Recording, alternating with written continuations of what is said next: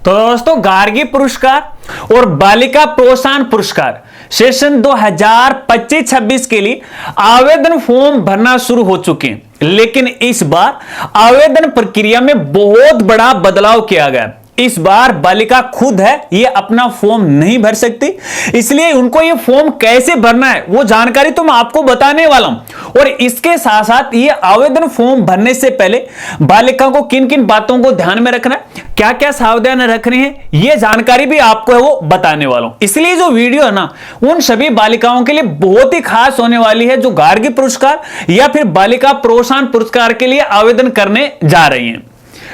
नमस्कार साथियों, मैं हूं आपका अपना साथी राजगुरु जी।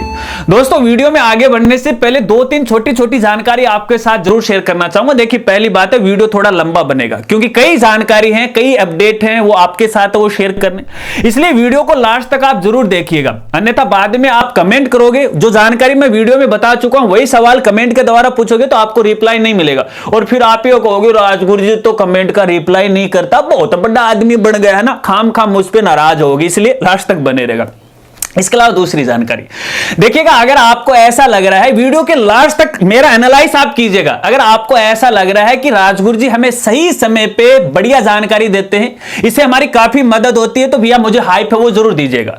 देखिएगा, हाइप एक तरह से हमारे लिए स्टार रेटिंग होता है, जिससे हमें मोटिवेशन मिलता है। करना क्या है, कुछ नहीं करना, वीडियो के डिस्क्रिप्शन में आपको हाइप का ऑप्शन मिलेगा, क्लिक कीजिएगा, इससे हमें हाइप मिल जाएगा, 120 पॉइंट मिल जाएंगे, इससे हमें मोटिवेशन मिलेगा कि लोग हमें प्यार करते हैं। और इसके अलावा भैया को ज्यादा ही आप मुझे प्यार करते हो तो सुपर थैंक्स भी दे सकते हो, और सुपर थैंक्स का थोड़ा सा पैसा आपको देना पड़ेगा। पैसा मैं मांगना नहीं चाह रहा हूं आपसे, लेकिन आप देना चाहते हो तो दे सकते हो। चलिए, अब यहां पे जो नया अपडेट आया है उसकी बात कर लेते हैं, लेकिन इससे पहले गार्गी पुरस्कार और बालिका प्रोत्साहन पुरस्कार को थोड़ा बेसिक रूप से अपन समझ लेते हैं।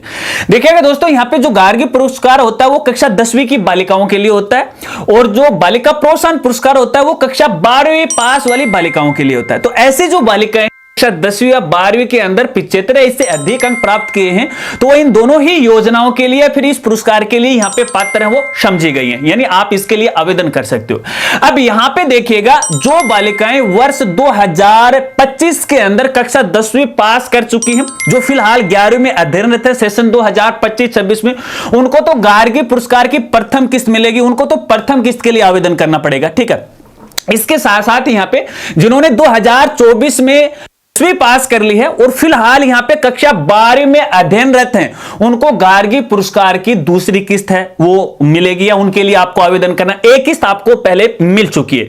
इसके अलावा जिन बालिकाओं ने कक्षा 12वीं पास कर ली है वर्ष 2025 के अंदर, ठीक है, वो कॉलेज कर रही हैं फिलहाल, उनके लिए बालिका प्रोत्साहन पुरस्कार होता है। आपके लिए यहां पे बताना चाहूंगा, गार्गी पुरस्कार के लिए यानी कक्षा 10वीं के लिए यहां पे 6,000 रुपए की राशि है, ठीक है, जो कि 2 किस्तों में मिलती है। प्रथम किस्त है और फिर द्वितीय किस्त है, 2 बार आवेदन करना पड़ता है, एक 11वीं क्लास में आवेदन करना पड़ता है, फिर 12वीं क्लास के अंदर आवेदन करना पड़ता है। और कक्षा 12वीं वाली जो बालिकाएं हैं जो पास आउट है, उनको 5,000 रुपए की राशि मिलती है, जो कि एक साथ मिलती है, उनको एक बार ही यहां पे आवेदन करना पड़ता है। ठीक है, अब यहां पे देखिए, आवेदन प्रोसेस है सेशन 2025-26 में बदल गई है पूरी तरह से।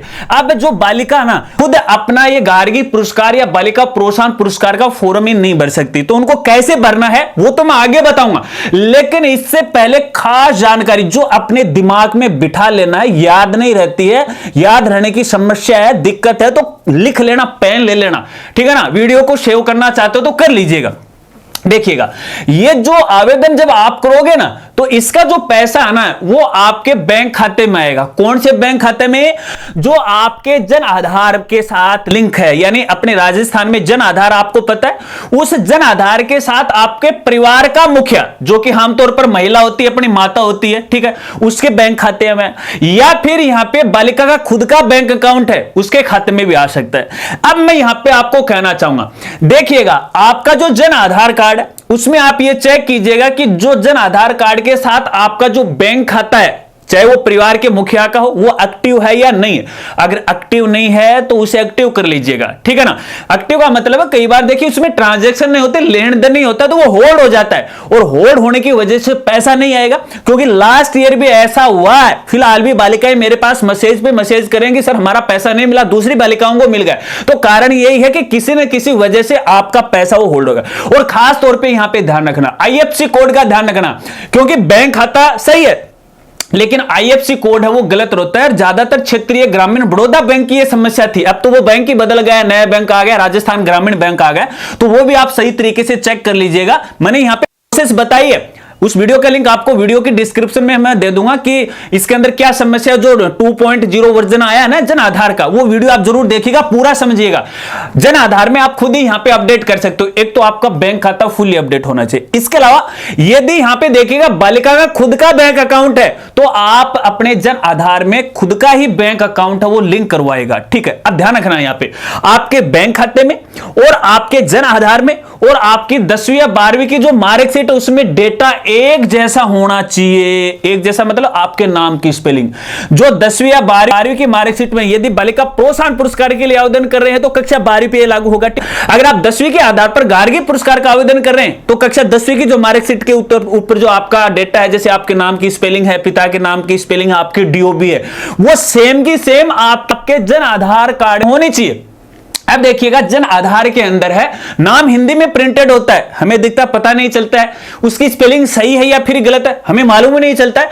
तो भैया या तो इसके लिए आप अपने एसएसओ आईडी की मदद लीजिएगा, उससे जन आधार का डेटा चेक कर लीजिएगा, पूरा पता लग जाता। नहीं पता है कमेंट करोगे, ज्यादा से ज्यादा मैं आपको बता दूंगा।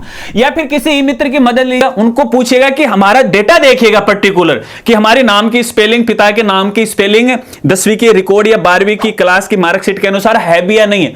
अगर नहीं है तो पहले जन आधार को अपडेट करवाना है, ध्यान रखना इस बात को, अन्यथा आपका पैसा नहीं आएगा। पैसा क्या, फॉर्म ही नहीं भर पाओगे आप, ठीक है ना।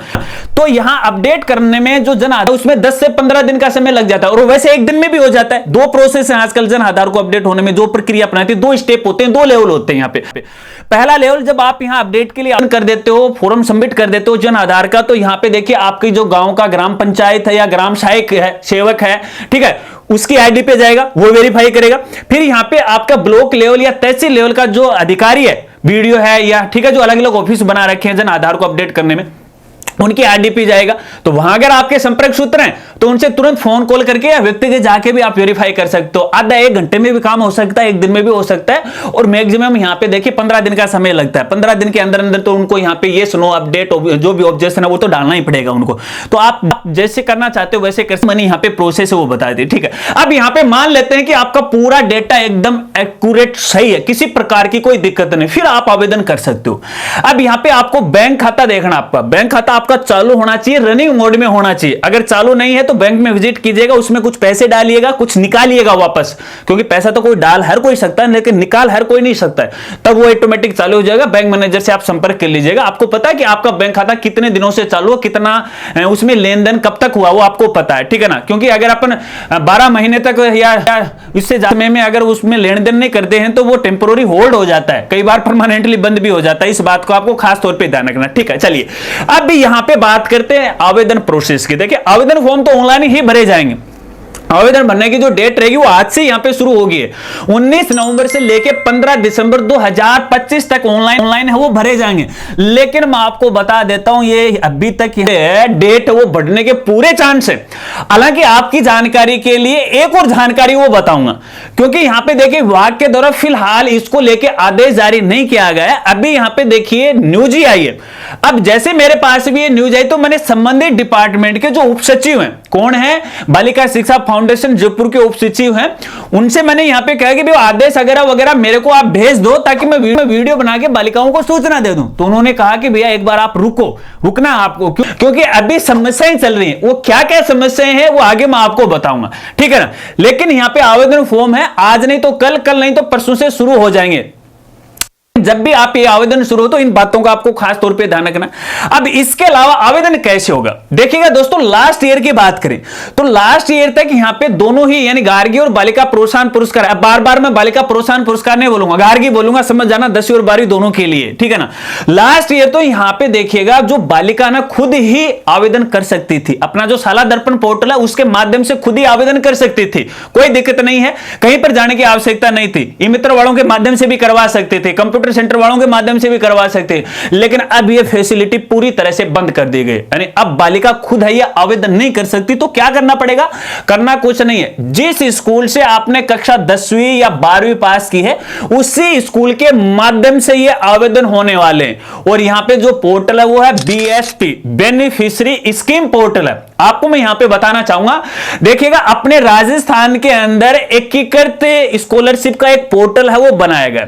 अब इसका मतलब ये है कि जो जो बालक बालिकाएं हैं, जिन जिन योजनाओं के लिए, जिन जिन स्कॉलरशिप के लिए पात्र हैं, तो भैया उनको बार बार आवेदन करने की आवश्यकता नहीं है। अपन जैसे किसी भर्ती के लिए आवेदन करते हैं तो बार बार मैनुअली कंप्यूटर वालों से हमें फॉर्म भरवाना पड़ता है, लेकिन अब ऐसा इन स्कॉलरशिप के लिए नहीं है, क्योंकि यहां पे देखिए हर एक बालक बालिका का डेटा वो स्कूल के पोर्टल पे चढ़ा होता है। अगर अपन गवर्नमेंट स्कूल की बात करें तो शाला दर्पण पोर्टल चलता है, प्राइवेट स्कूल की बात करें तो यहां पे पीएसपी पोर्टल चलता है। तो यहां पे हर एक स्टूडेंट का डेटा है, जैसे उसका नाम, पता, एड्रेस है, आधार है, जन आधार है, मोबाइल नंबर है, मेल आईडी, सब कुछ इसके अंदर दर्ज रहता है।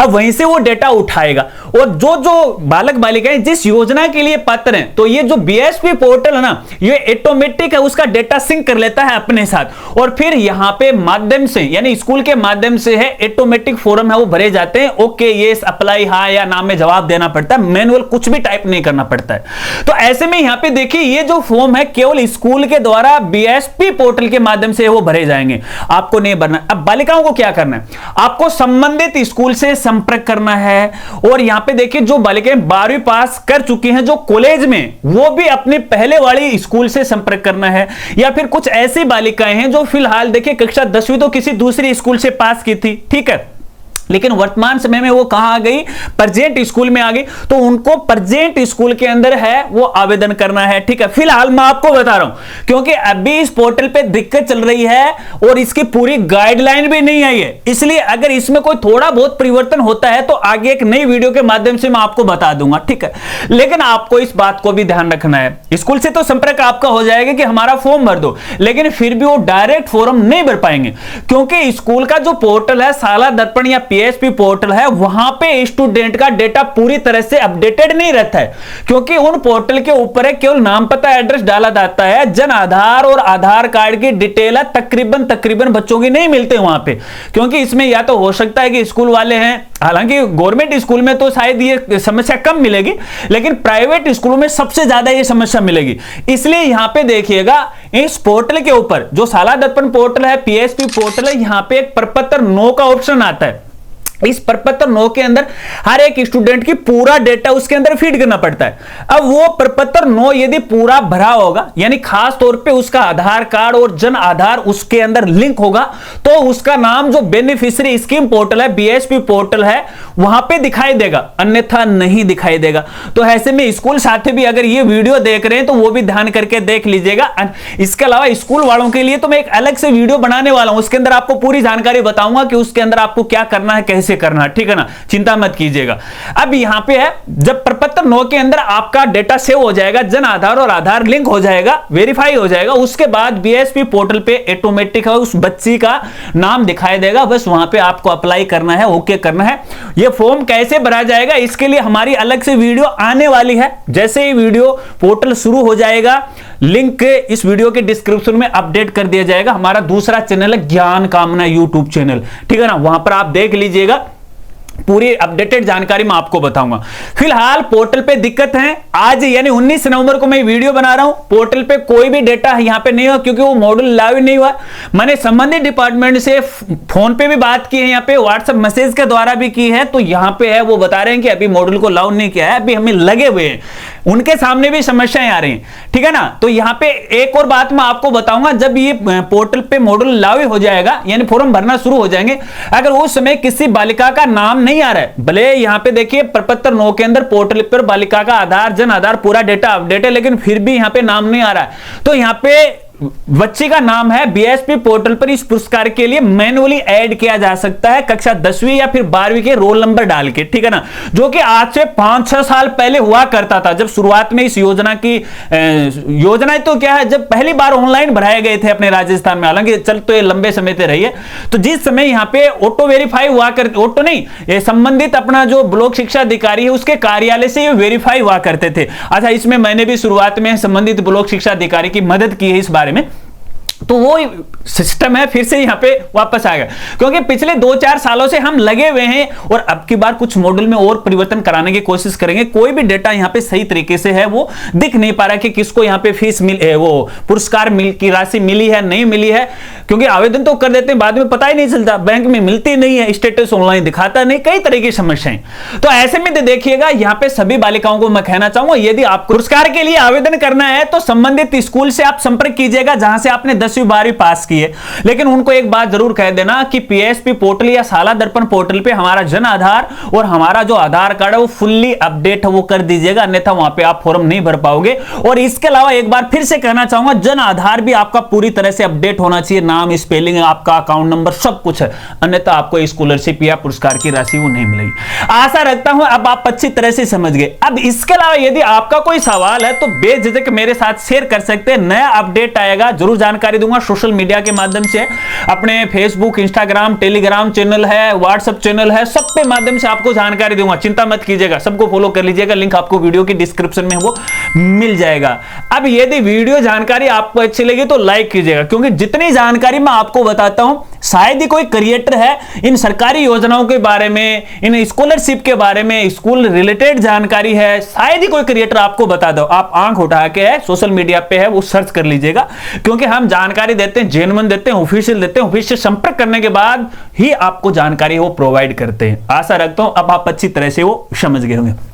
तो मिलते हैं फ्रेंड्स अगली एक नई वीडियो के साथ, नए अपडेट के साथ, तब तक के लिए जय हिंद, जय भारत।